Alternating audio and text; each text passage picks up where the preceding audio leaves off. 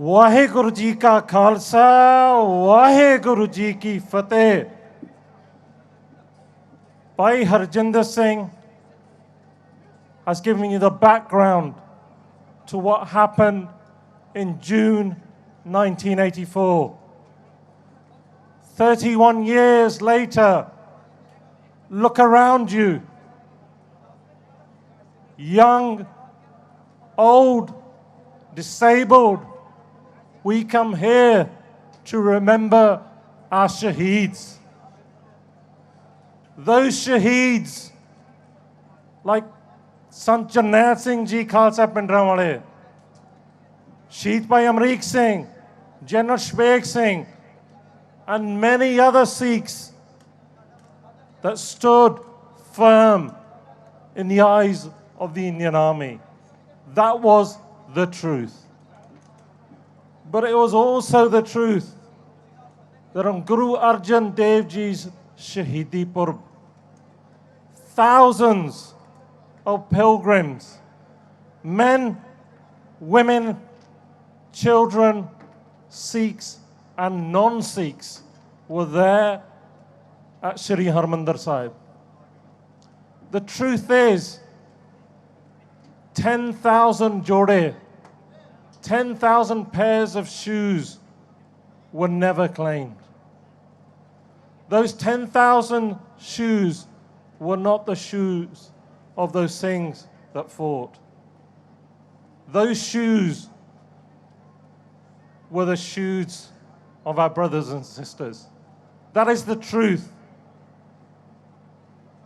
We often hear that the attack on the Darbar Sahib complex was a last resort. Those are the words of Indira Gandhi.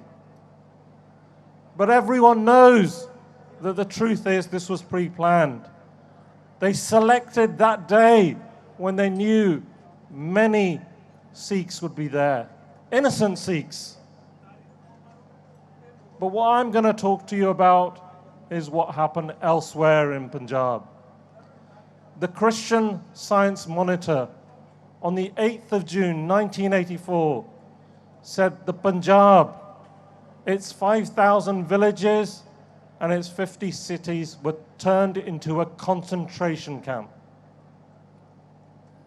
What I'm talking to you about is Operation Woodrose. The plan was not just to attack the Darbar Sahib complex and remove the Singhs that were there. This was, in their words, to teach the Sikhs a lesson.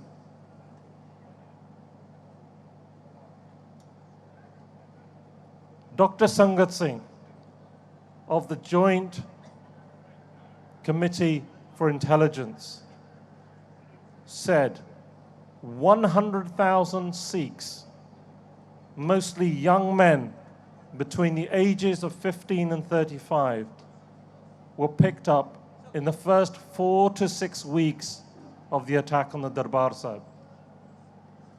Where were those young Sikh men picked up from? Those 5,000 villages, those 50 cities, from Gurdwaras in every single village. When we talk about genocide, genocide was not just in June 1984. That genocide continued in every single village. Operation Woodrose started after the Darbar Sahib attack and continued till the month of September. 4 months. What Dr. Sangat Singh says is merely 100,000 in the first 4 to 6 weeks. So when you ask yourself how many Sikhs were picked up, tortured, disappeared, and many never returned home, that is the truth of what took place in Punjab, the land of our gurus. But did it stop there? The personal bodyguards of Indira Gandhi, Shaheed Beyant Singh, Shaheed Satwan Singh, they understood what had happened to the Sikhs in June 1984. They visited Darbar Sahib. They saw what had happened to the Akal Takht Sahib. These were men that were paid to defend Indira Gandhi, to protect her life. And you all know that on the 31st of October 1984, they decided that they would mete out their own justice. We talk not only about truth, but we talk about justice. Harjinder Singh Jinder and Sukhdev Singh Sukha, they also meted out justice. They knew that those leaders, those perpetrators of that genocide, whether it be General Vedya or whether it be those that in Delhi and other places took innocent Sikhs from their homes, put tires around their necks and burnt them alive. That is the truth. The Sikhs experienced genocide in June 1984, genocide after June 1984, and genocide again in November 1984. It didn't just happen in Delhi. 18 different states where Sikhs were targeted. Over 130 cities where Sikhs were mainly burnt alive.